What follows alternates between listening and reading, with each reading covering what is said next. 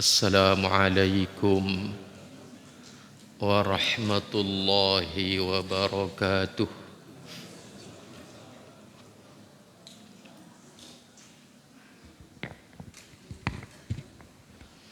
Innal hamdalillah nahmaduhu wa nasta'inuhu wa nastaghfiruh wa na'udzu billahi min syururi anfusina wa min sayyiati a'malina. Man yahdihillahu fala mudilla lah wa man yudlil fala hadiya lah. Ashhadu an la ilaha illallah wahdahu la syarika lah wa ashhadu anna Muhammadan abduhu wa rasuluh. Allahumma salli wa sallim ala Muhammadin wa ala alihi wa ashabihi wa man tabi'ahum bi ihsanin ila yaumiddin. Amma ba'du, fa inna asdaqal hadith kitabullah wa khairal hadyi hadyu Muhammadin sallallahu alaihi wasallam wa syarrul umuri muhdatsatuha wa kullu muhdatsatin bid'ah wa kullu bid'atin dhalalah wa kullu dhalalatin finnar. Saudara-saudaraku, para bapak, para ibu, hadirin hadirat, ikhwatal iman yang saya muliakan, a'azzani Allah wa iyyakum. Alhamdulillah,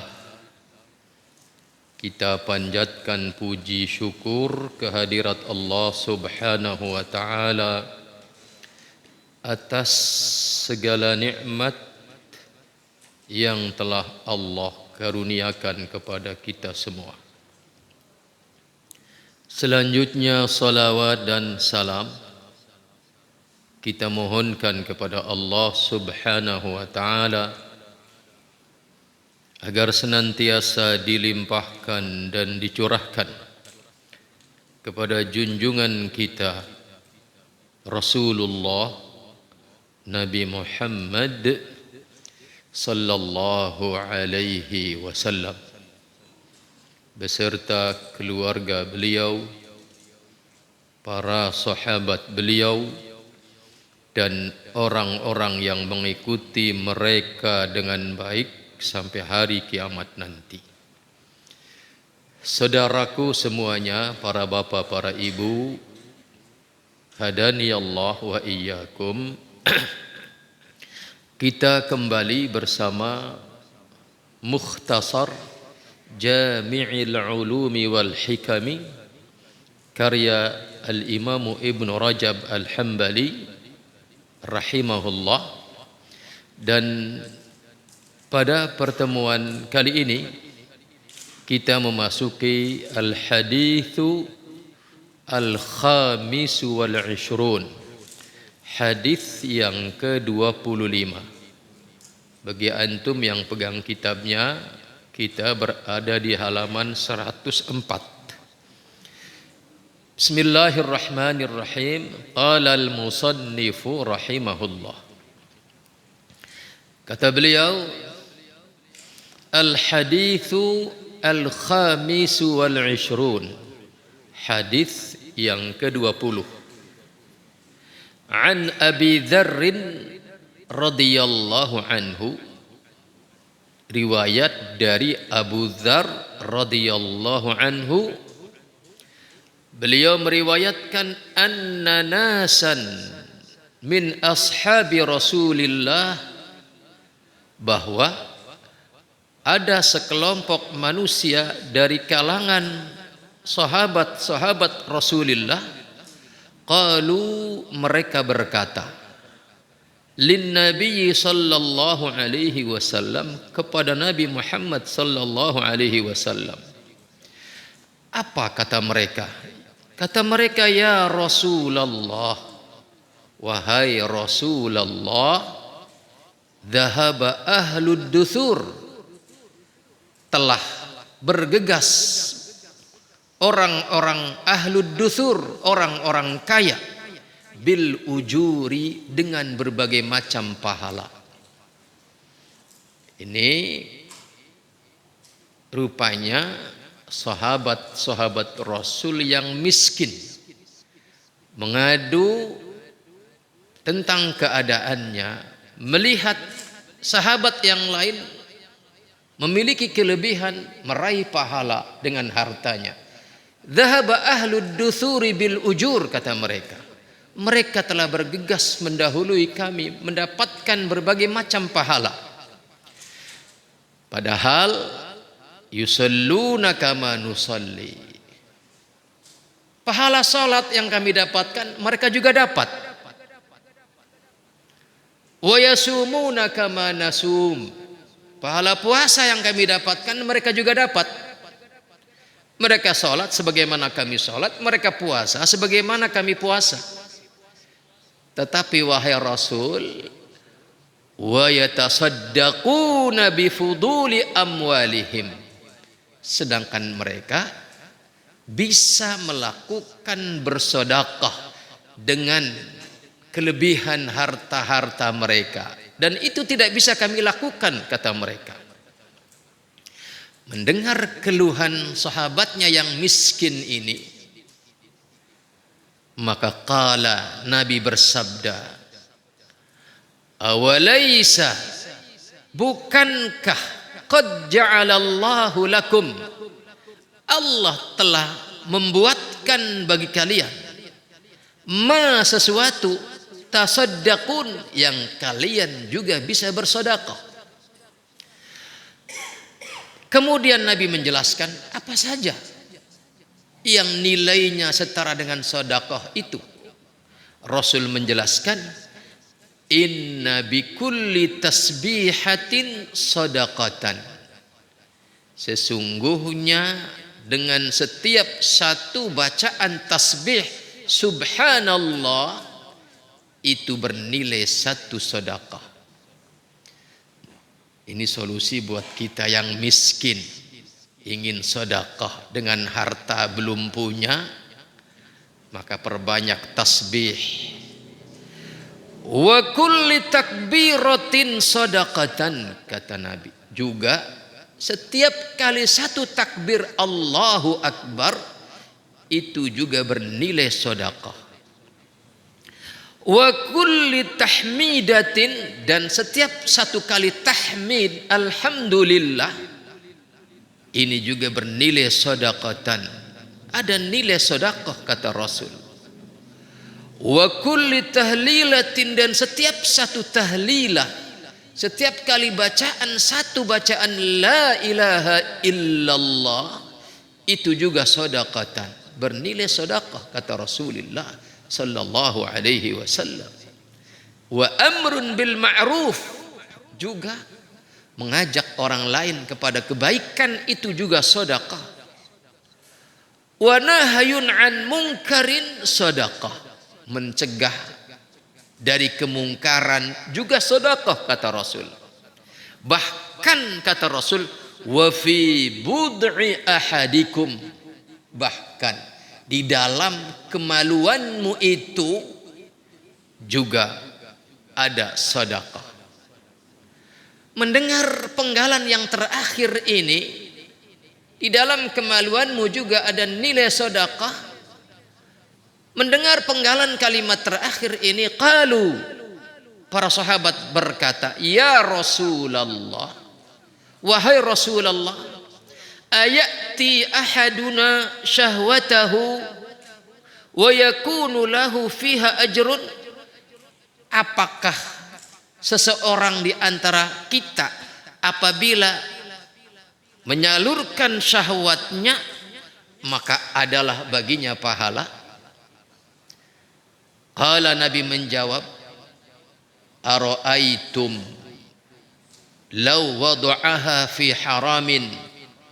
Nabi kembali menjawab dengan pertanyaan, apa pandanganmu, bukankah jika dia menumpahkan syahwatnya itu kepada yang haram, itu akan alaihi wizrun, bukankah ada dosa akibat dia menyalurkan syahwatnya kepada yang haram itu?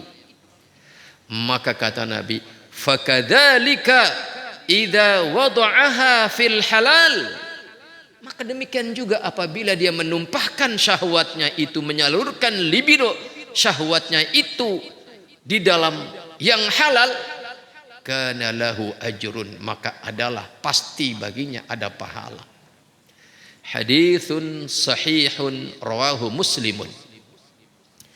Saudaraku ikhwatal iman, hadani Allah wa iyyakum. Sekarang mari kita lihat syarahnya yang disampaikan oleh Al-Imam Ibnu Rajab Al-Hambali rahimahullah. Kata beliau, di dalam hadis ini ada fadlus sahabah, ada keistimewaan para sahabat, wa hirsuhum 'alal a'malis salihah, dan antusiasme mereka terhadap amalan-amalan salih, wa hazanuhum ala fawatiha, dan mereka bersedih kalau tidak bisa melaksanakan amal saleh itu. Inilah keistimewaan para sahabat. Mereka antusias ingin mengamalkan semua amalan saleh, dan mereka bersedih hati ketika mereka mengalami ketidakmampuan untuk melaksanakannya. Saudaraku ikhwatal iman, hadani Allah wa iyyakum. Selanjutnya kata Al-Imam Ibnu Rajab Al-Hambali, fi hadzal hadis, di dalam hadis ini, dalilun, merupakan dalil, ala anna sahabata radhiyallahu anhum, bahwa para sahabat itu li syiddati hirsihim, karena saking amat sangat antusiasnya mereka, alal a'malis salihah, terhadap amalan-amalan salih, wa quwwati raghbatihim, dan saking kuatnya semangat mereka, fil khairi, terhadap kebaikan, kanu yahzanuna ala ma yata'adzaru alaihim fi'luhu minal khair, maka adalah mereka yahzanun, mereka bersedih hati, ala ma yata'adzaru alaihim fi'luhu, ketika mereka terhalang dari melakukan kebaikan itu. Bukan hanya semangat melakukannya, tetapi ketika ada halangan yang menyebabkan dia tidak bisa melakukan amal soleh itu, mereka bersedih. Itulah para tauladan kita, para sahabat Rasulullah sallallahu alaihi wasallam. Kanu yahzanuna, adalah mereka bersedih hati, ala ma yata'adzaru alaihim fi'luhu minal khair, terhadap apa yang mereka terhalang dari melakukan kebaikan itu, mimma yaqdiru alaihi ghairuhum, sementara sahabat yang lain kok mampu. Maka mereka datang mengadu kepada Rasulullah, kami sholat, mereka sholat, kami puasa, mereka puasa, giliran mereka bersedekah kami tidak mampu. Sedih hati mereka. Wa yahzanuna 'ala at-takhallufi 'anil khuruji fil jihad, dan mereka bersedih ketika mereka takhalluf, tidak mampu berangkat menuju ke medan jihad, li'adamil qudrati 'ala alatihim, lantaran tidak adanya kemampuan pengadaan alat-alat perang sabil itu. Itu keadaan psikologis para sahabat yang demikian itu. Wa qad akhbarallahu anhum bidzalika fi kitabih, Allah kabarkan kondisi psikologis mereka yang demikian itu, Allah kabarkan dalam Al-Quran surat At-Taubah ayat 92. Kata Allah, wala 'alal ladzina idza ma atauka litahmilahum qulta la ajidu ma ahmilukum alaih.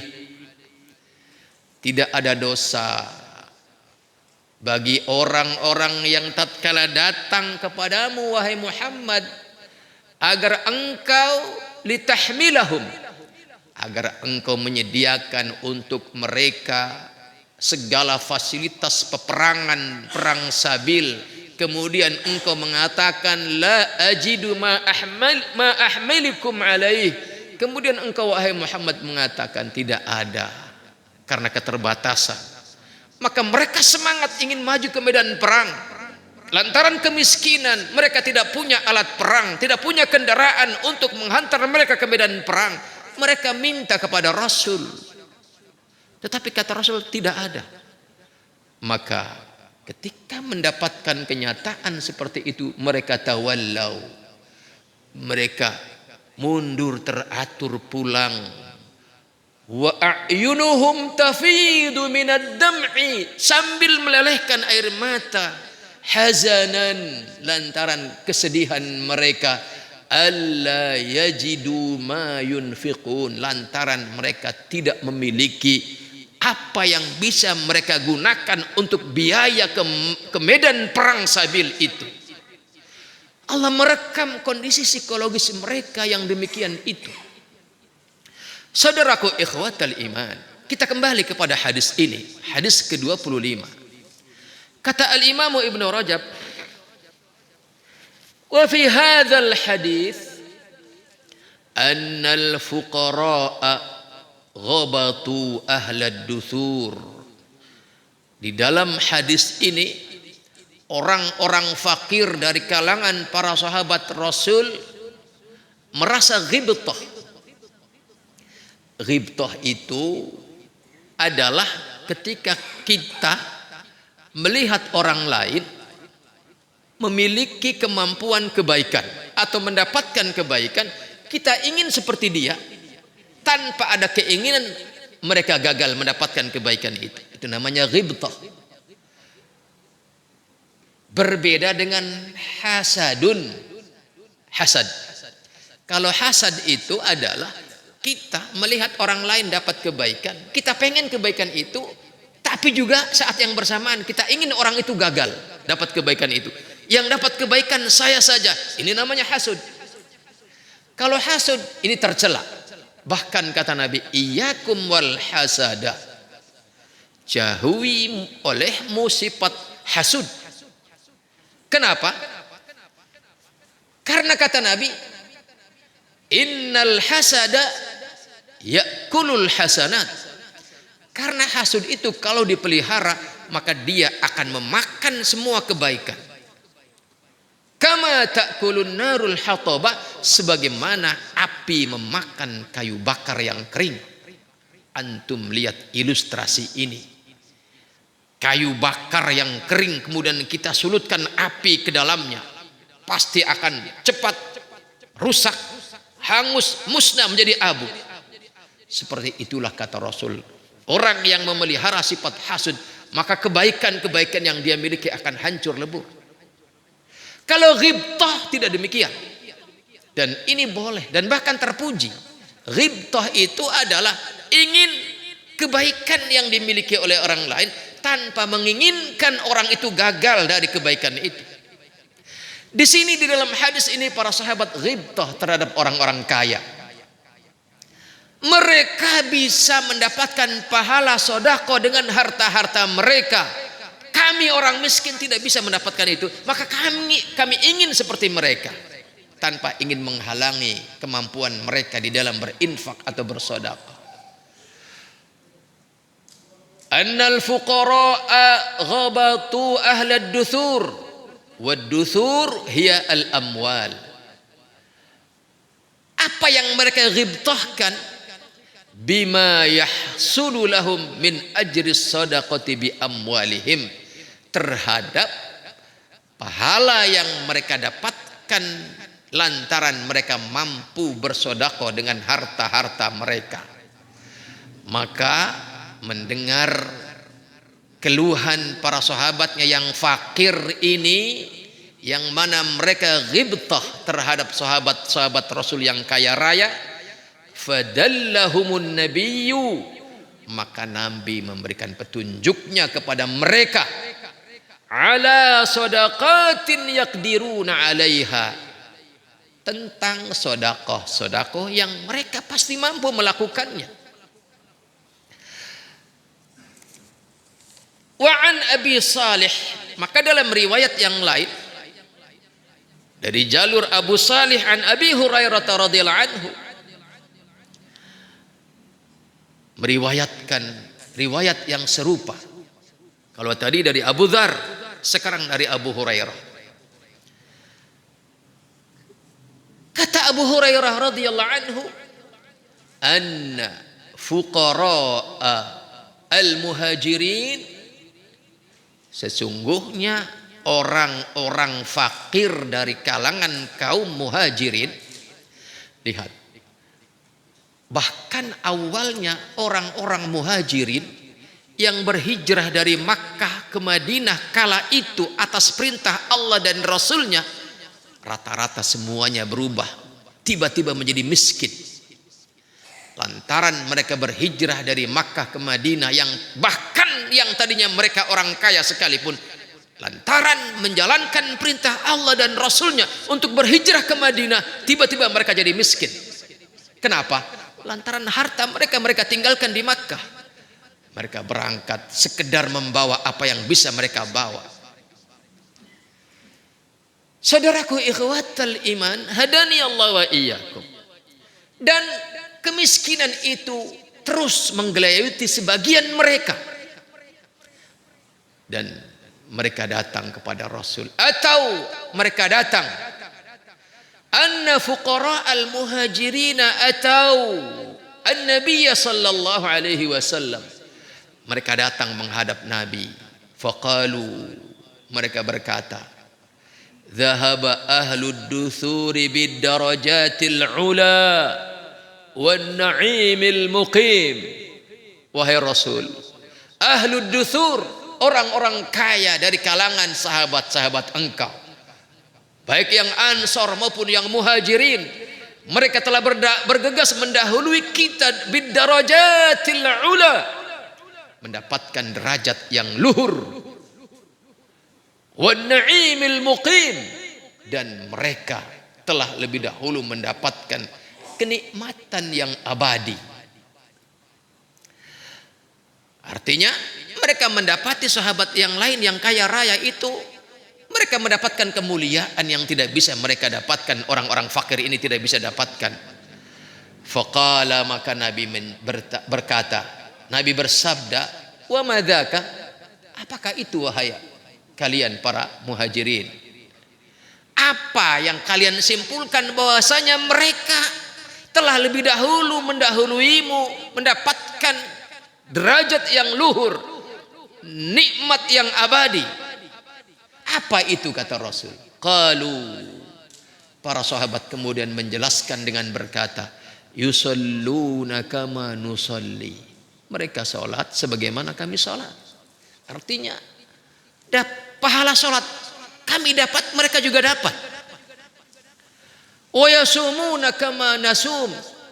Mereka juga berpuasa sebagaimana kami berpuasa.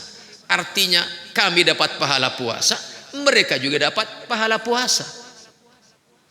Tetapi kata mereka, wa yatasaddaquna wa la natasaddaqu. Mereka bisa bersedekah sementara kami tidak bisa bersedekah. Artinya dari sisi salat kami punya kesempatan yang sama, dari sisi puasa kami punya kesempatan yang sama. Giliran kemuliaan sedekah mereka dapat, kami tidak, ya Rasul. Wa ya'tiquna wa la na'tiqu, bahkan ada kemuliaan yang sangat tinggi, yaitu mereka ya'tiqun, bisa melakukan pembebasan, memerdekakan budak-budak yang nilainya sangat fantastis untuk menebus keperbudakan mereka menjadi halal. Sementara kami la na'tiqu, kami tidak bisa melakukan itu. Faqala Rasulullah sallallahu alaihi wasallam. Maka Rasul kemudian bersabda, kata beliau, afala uallimukum syai'an, maukah aku ajari kalian sesuatu amalan, tudrikuna bihi man qad sabaqakum, kalian bisa mengejar, menyamai orang-orang yang terdahulu, yang kata kalian telah lebih dahulu mendapatkan kemuliaan derajat yang luhur itu. Maukah aku ajarkan sesuatu yang dengannya engkau bisa mengejar mereka, menyamai mereka? Wa tasbiquna bihi man ba'dakum, dan kalian dengan sesuatu amalan itu juga selain bisa menyamai orang-orang yang telah kalian katakan lebih dahulu mendapatkan kemuliaan derajat yang luhur itu, kalian juga akan mendahului orang-orang generasi berikutnya. Luar biasa solusi yang disampaikan oleh Rasul kepada orang-orang fakir ini. Dan kata Nabi, wala yakunu ahadun afdhala minkum, dan tidak ada seorang pun yang lebih afdol dari engkau. Lantaran engkau melakukan sesuatu ini, tidak ada seorang pun yang lebih afdol daripada engkau. Illa, kecuali man sona'a mithla ma sona'tum, kecuali orang itu melakukan hal yang sama seperti yang engkau lakukan itu. Maukah aku ajarkan sesuatu itu kepada kalian yang dengannya semua itu kalian dapatkan? Qalu, tentunya para sahabat berkata, bala ya Rasulullah, betul ya wahai Rasul, ajarkan itu kepada kami.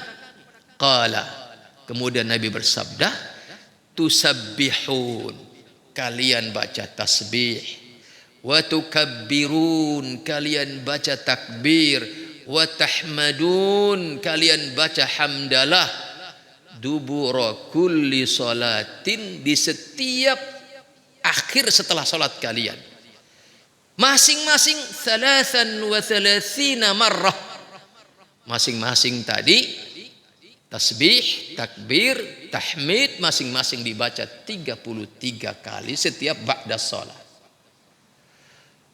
Saudaraku ikhwatal iman, hadani Allah wa iyyakum, para sahabat yang fakir ini gembira luar biasa. Maka qala Abu Salih, riwayat hadis ini yang meriwayatkan dari Abu Hurairah ini, beliau berkata, faraja'a fuqara'ul muhajirin, mereka kemudian setelah mendapatkan pelajaran ini mereka pulang. Faraja'a fuqara'ul muhajirin, setelah mereka mengamalkan amalan ini, mereka kembali menghadap kepada Rasulullah sallallahu alaihi wasallam. Faraja'a fuqara'ul muhajirin ila Rasulillah. Setelah mereka amalkan di rumah, sehari-hari mereka amalkan, mereka balik lagi menghadap kepada Rasul, mengadu kembali. Apa kata mereka? Faqalu, mereka berkata, wahai Rasul, sami'a ikhwanuna ahlul amwal bima fa'alna fafa'alu mithlahu. Wahai Rasul, mereka orang-orang kaya dengar ajaran ini. Mereka dengar ajaran yang engkau ajarkan itu, yang bahwa dengan melakukan tasbih, tahmid, takbir 33 kali setiap ba'da shalah, yang tidak ada yang bisa menyamai kemuliaannya. Mereka dengar dan mereka juga mengamalkannya. Fafa'alu mithlahu, mereka juga melakukannya. Jadi serba salah mereka, ingin mengejar mereka, ingin menyamai mereka, ingin mendahului orang-orang belakangan. Orang kaya dengar juga amalan ini. Maka beruntunglah wahai antum yang sudah kaya raya, punya peluang yang besar untuk bisa melakukan apa yang dilakukan oleh orang miskin dari amal-amal saleh. Sementara kita orang-orang miskin tidak bisa melakukan apa yang bisa dilakukan oleh orang-orang kaya, yaitu berinfak di jalan Allah dengan harta-harta. Saudaraku, mendengar keluhan sahabatnya yang miskin ini, faqala Rasulullah sallallahu alaihi wasallam, kata Rasul, ya sudah. Kemudian Nabi menjawab dengan firman Allah, surat Al-Maidah ayat 54. Kata Rasul, Dzalika fadlullahi yu'tihi may yasha. Itulah fadlun minallah. Itulah karunia dari Allah. Allah berikan kepada siapa yang Dia kehendaki. Tidak ada pilihan lain kecuali kita harus menerimanya. Maka saudaraku ikhwatal iman, hadani Allah wa iyyakum. Di sini kita sedang dihadapkan kepada dua keadaan umat Islam. Yang satu kaya raya, yang satu miskin. Yang satu dia berlimpah harta, yang satu kelompok dia orang yang berkekurangan. Tetapi bukankah Islam itu adalah datang untuk membawakan kebahagiaan bagi siapapun? Bukankah Islam itu datang membawa kemuliaan bagi semua orang pada level apapun, level pendidikannya, level kekayaannya, level sosialnya, bahkan level kecerdasannya. Islam datang untuk semua mereka. Maka saudaraku ikhwatal iman, hadani Allah wa iyyakum. Terkait dengan harta, bagaimana bimbingan Islam kepada kita? Bahwa dalam sebuah hadis yang dikeluarkan oleh Al-Imam At-Tirmidzi rahimahullah, dan hadis ini sahih, Nabi bersabda, dan ini menjadi renungan buat kita semua. Bagaimana posisi kita terhadap harta-harta dunia? Kata Nabi, innamad dunya li arba'ati nafarin. Sesungguhnya hanyalah dunia itu bagi 4 golongan manusia. Sekarang mari kita lihat berada di posisi mana kita terhadap pembagian 4 kelompok manusia hubungannya dengan urusan harta dunia. Yang pertama kata Nabi, dari 4 golongan manusia itu, abdun razaqahullahu malan wa ilman. Yang pertama, orang atau seorang hamba yang Allah karuniakan kepadanya 2 hal, harta dan ilmu. Fahuwa yattaqi fi malihi rabbah. Kemudian dengan harta dan ilmu yang dia dapatkan karunianya dari Allah itu, dia bertakwa kepada Allah dalam urusan hartanya dan dalam urusan ilmunya. Yang kedua, wa yasilu fihi rahimah. Dengan ilmu dan hartanya dia membangun hubungan yang harmonis dengan kerabatnya.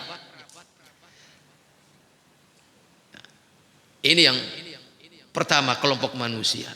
Dia diberi karunia harta dan ilmu, yang kemudian dia bertakwa kepada Allah dengan harta dan ilmunya, dan kemudian dia membangun silaturahim dengan kerabatnya. Dan juga wa ya'lamu lillahi fihi haqqan, dan dia juga mengetahui apa hak Allah terhadap harta-harta itu. Dia tahu di dalam harta yang dia dapatkan sebagai karunia dari Allah itu ada hak Allah yang wajib dia tunaikan. Apakah itu zakat ataukah yang lainnya? Maka kata Nabi, kelompok yang pertama ini, fahadha bi ahsanil manazil indallah. Ini adalah derajat yang paling terbaik di sisi Allah. Kelompok terbaik manusia di sisi Allah, yang dengan harta dan ilmunya dia bertakwa kepada Allah. Dengan harta dan ilmunya dia membangun silaturahmi dengan kerabatnya, yang dengan harta dan ilmunya dia tahu apa hak Allah di dalam harta itu. Maka orang yang demikian adalah bi ahsanil manazil indallah. Dia orang terbaik kedudukannya di sisi Allah Subhanahu wa taala. Lihat, apakah kita di sini? Seberapapun harta kita, seberapapun ilmu kita, maka lihat, apakah dengan itu semua kita bertakwa kepada Allah? Semakin bertakwa kepada Allah, membangun silaturahmi dengan kerabat, dan kita tahu ada hak-hak Allah di dalam harta kita. Jika iya, maka pujilah Allah. Berarti kita telah optimis berada pada posisi terbaik di sisi Allah Subhanahu wa taala. Kemudian yang kedua kata Rasul, wa abdun razaqahu Allahu ilman wa lam yarzuqhu malan. Ada lagi kelompok manusia yang kedua. Seorang manusia, seorang hamba Allah karuniakan kepadanya ilmu tetapi tidak dengan harta. Dia berilmu tapi dia miskin.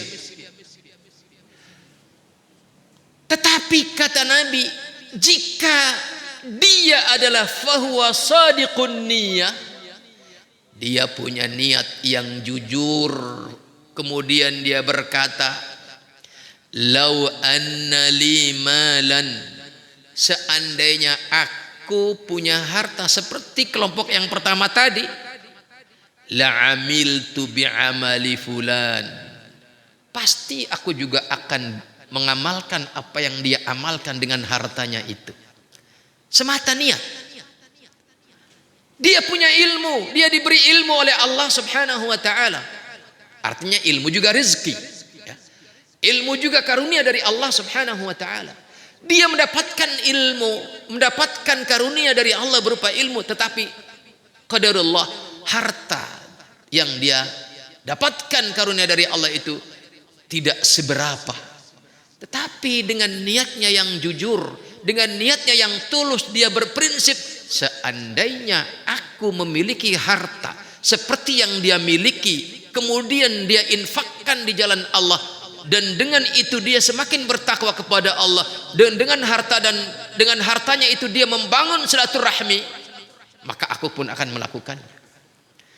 Artinya Pak Bu, orang yang berharta itu lebih bisa untuk membangun silaturahmi dengan kerabatnya, lebih bisa untuk membangun silaturahim dengan kerabatnya.